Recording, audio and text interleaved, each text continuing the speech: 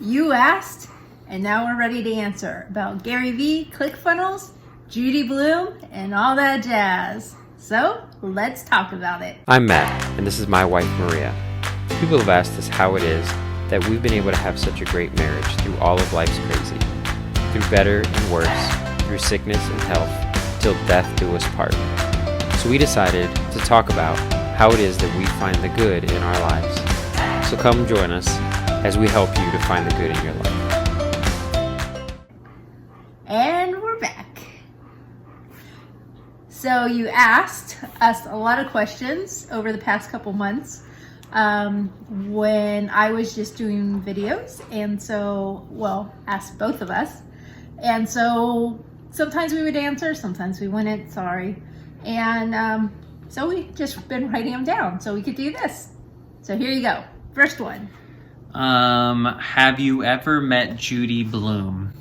I'm assuming that one's for me. It was. No, I did not. As you know, as a lot of you know, Matt got me a master class with Judy Blume last year for my birthday. And unfortunately, I haven't met her yet. We went on vacation this past year in May 2019, in case you're watching this in the future. And I got to go to her bookstore because she lives in Key West, but she was not there. Her husband was ill, so she was gone. He has cancer. And so I've talked with her, I've talked with her assistant, but I have not met her face to face yet, unfortunately. But I'm hoping to, because she is truly someone I look up to. That's a dog. We're gonna push through.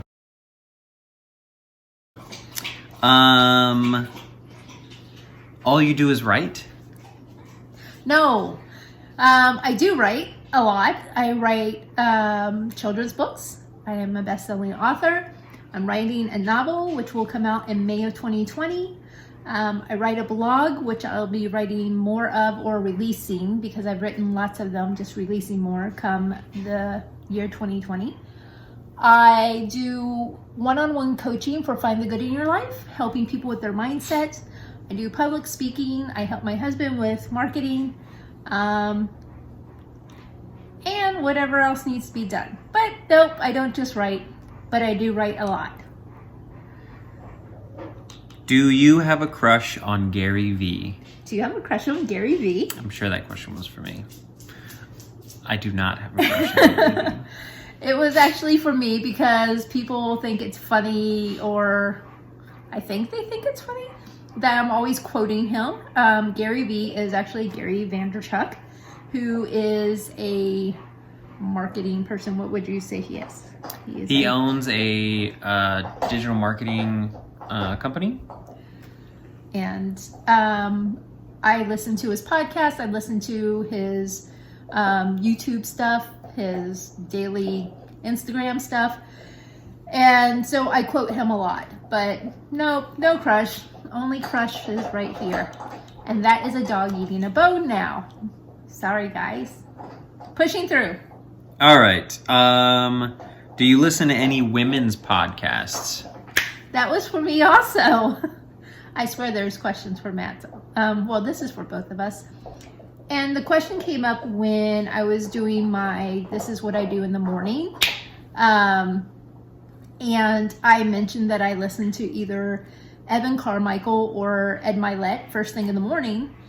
And they're like, you always mention guys, Gary Vee, Ed Milet. And I was like, oh, well, no, I listen to people like Mel Robbins or Rachel Hollis or, what's her name? Gold Digger. Jenna Kutcher. Jenna Kutcher, thank you. And there's other ones I listen to also. There's lots of people I listen to or follow or read their stuff, male and female. I just had mentioned that that's who I listen to first thing in the morning. Sometimes women have a little bit of a squeaky voice, and first thing in the morning, I need something more mellow. So that's it. How about you? Same. Okay. Not about the morning. I listen to especially Jenna Kutcher and Rachel Hollis. And yeah, I mean, if you're doing things, if you have the right mindset, if you're able to teach me something, I'm gonna listen to you. So I don't care, guy, girl, I don't care. If I can learn from you, I'm gonna listen. So You have a growing business. I want to hear how you did it. yeah. Or good family skills, or Yeah. whatever the case may be.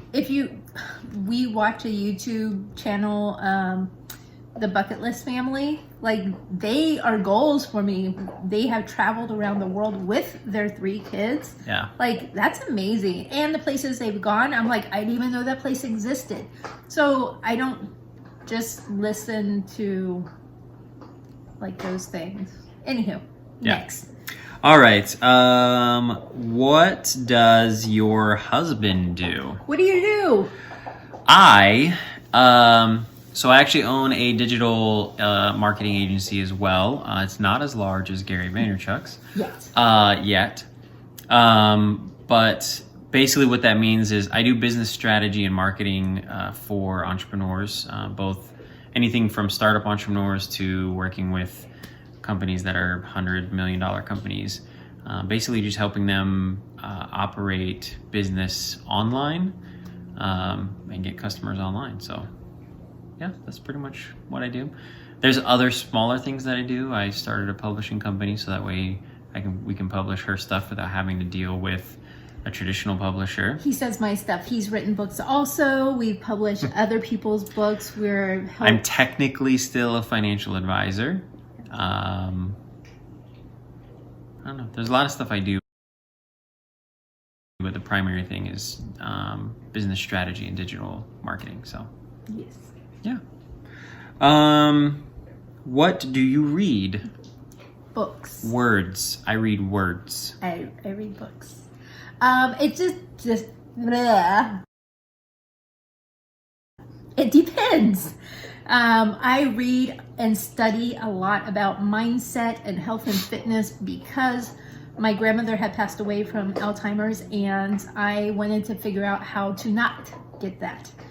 So I have been studying health, fitness, gut health, brain activity, and all that. So that's one thing. I read lots of books on mindset because I believe that is very powerful, and how you move ahead in life is by having a positive, uplifting, and encouraging mindset.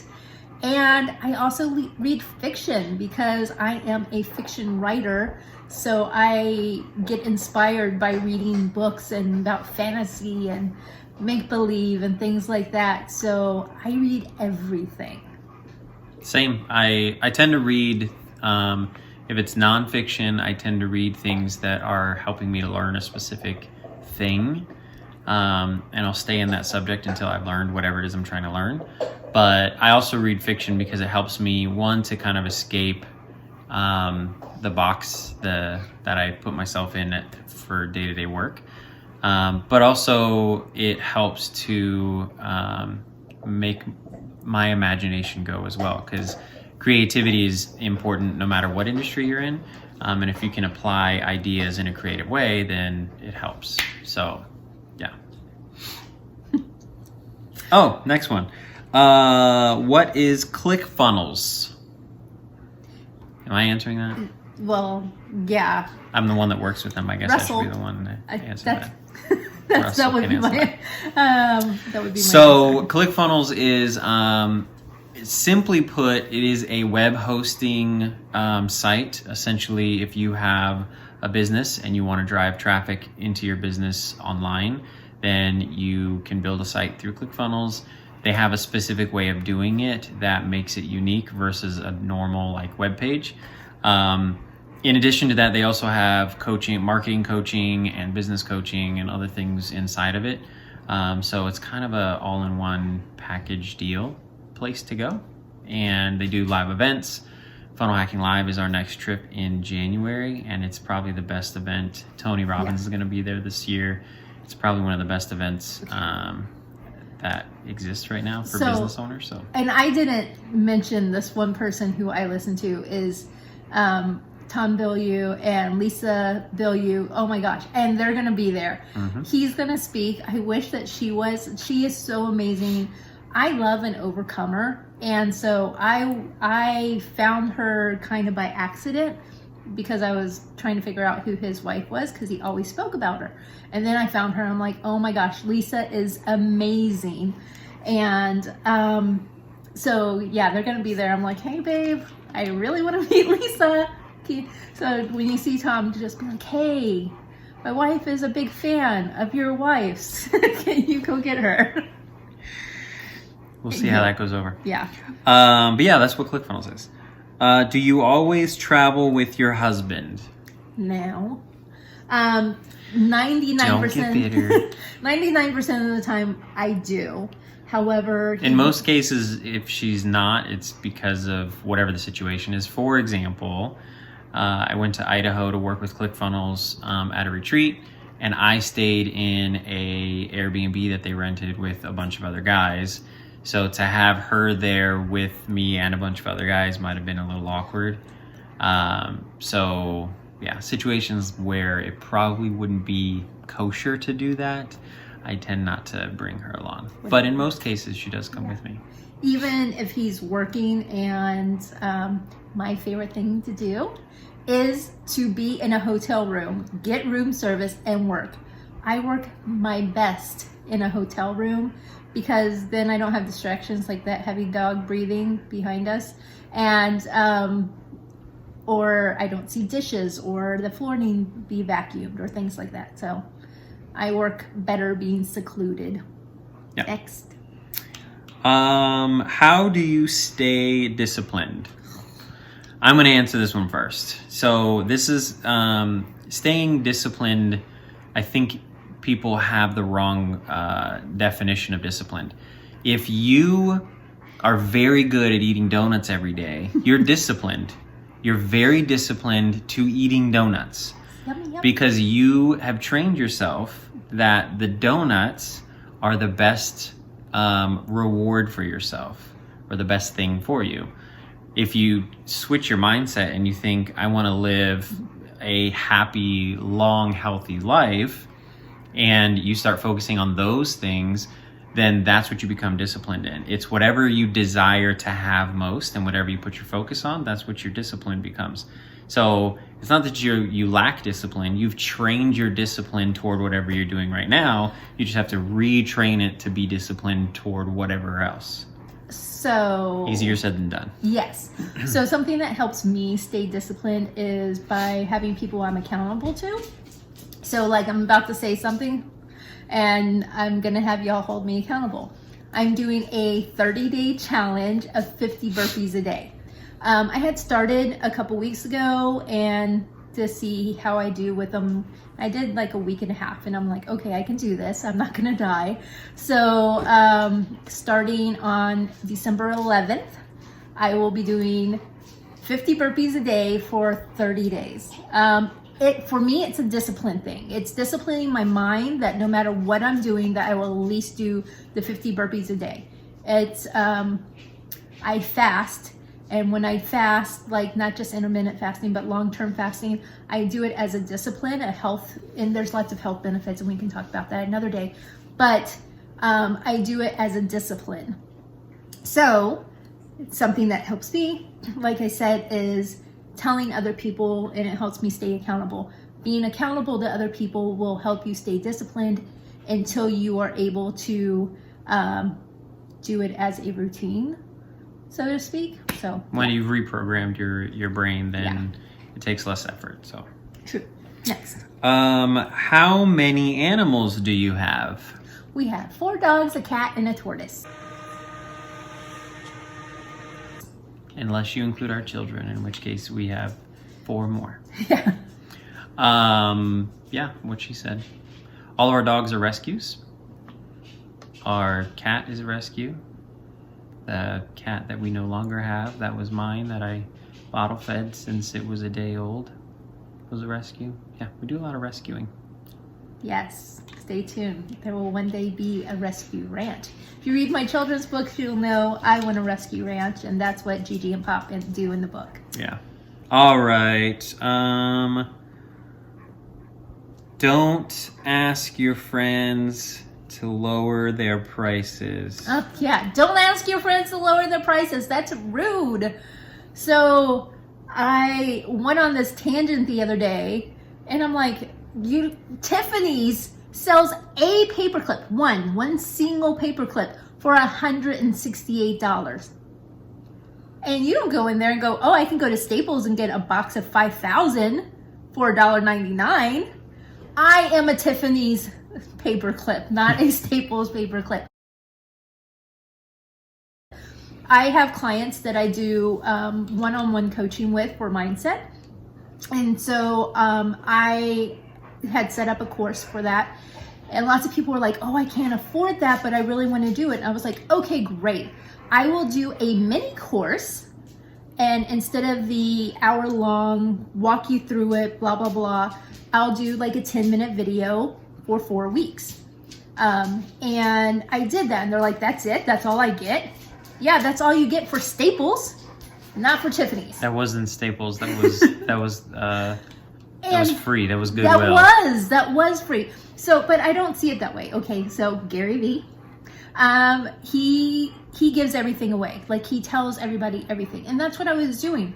I was trying to help people with their mindset, but in a Reader's Digest way and not an encyclopedia way. So that's what I did. I did a 4-week course on that, a week on mindset, a week on health and fitness with mindset, a week on relationships, and then on goal setting. And I'm happy to get into that more with people, but there's more to it than just the Reader's Digest that I gave. But that's what I do for a living. So hey, you want that? Let me know. But anyhow, that was my tangent on that. I like to say, if I hired you to do what you do now as an employee, but I told you I'm going to pay you half, would you be happy about that?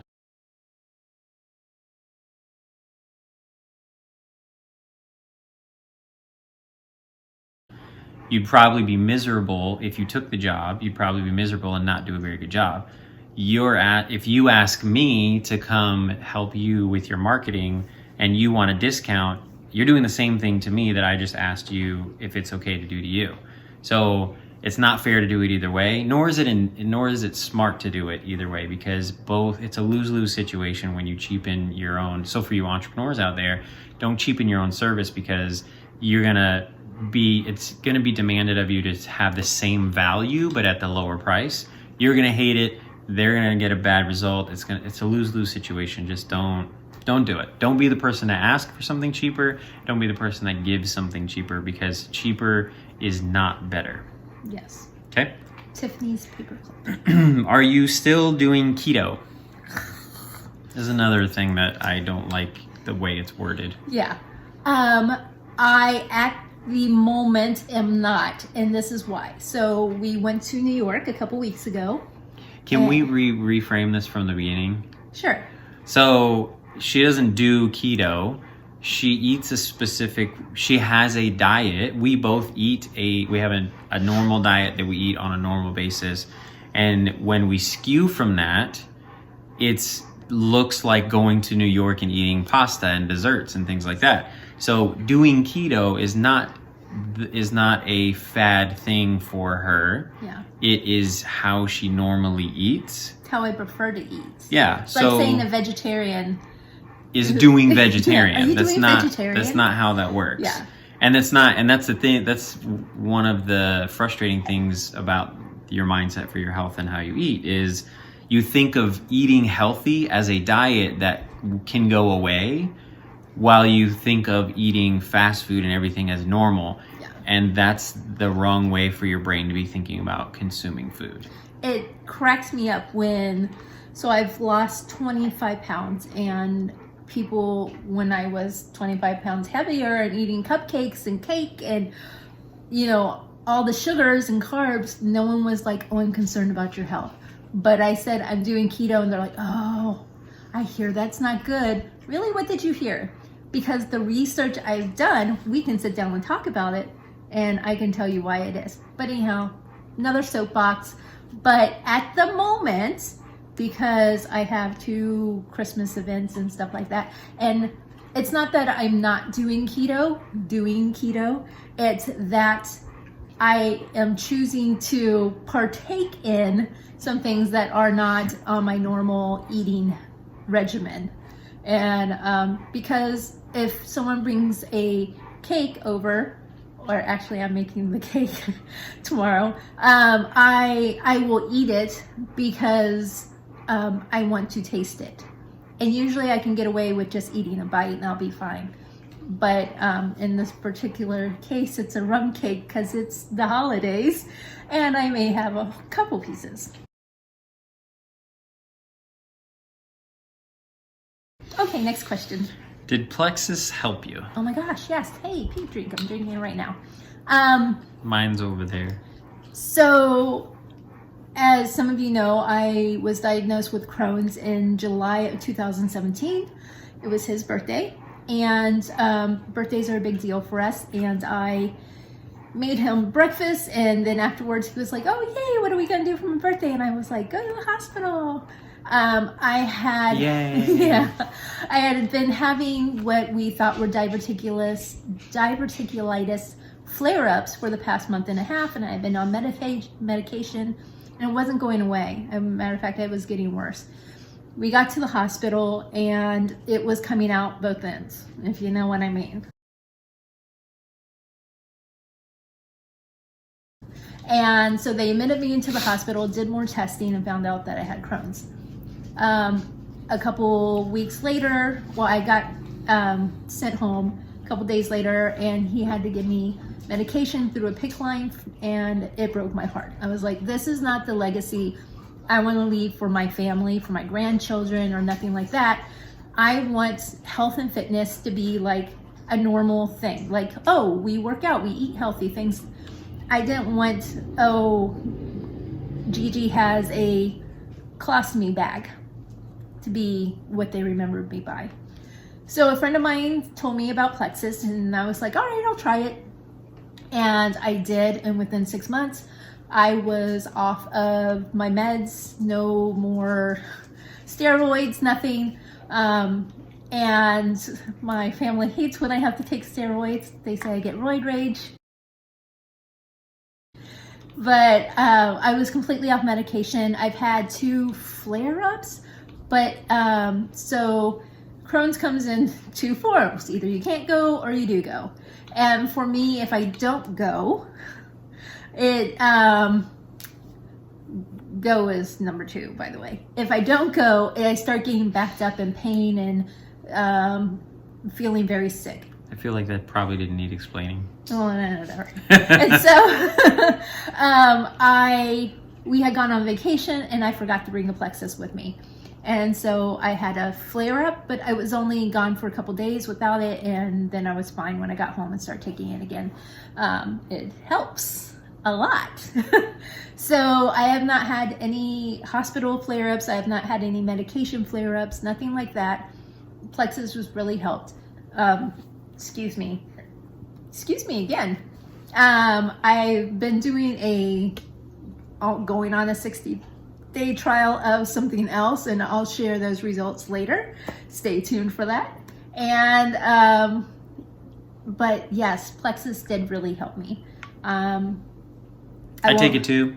Yeah, I won't say I'm Crohn's free, but I'll say I'm Crohn's free. I never want to say I've been cured, but I am living without She's pain. symptom free. Yeah, I'm very much symptom free. I've always had internal issues, digestive issues my entire life, and again, probably didn't need to be specified. But I started taking Plexus as well, and it makes everything work the right way. So yeah, I'm a fan. So yeah, that was it. That was the last question. No, it wasn't. I don't know. It's not on my page, so.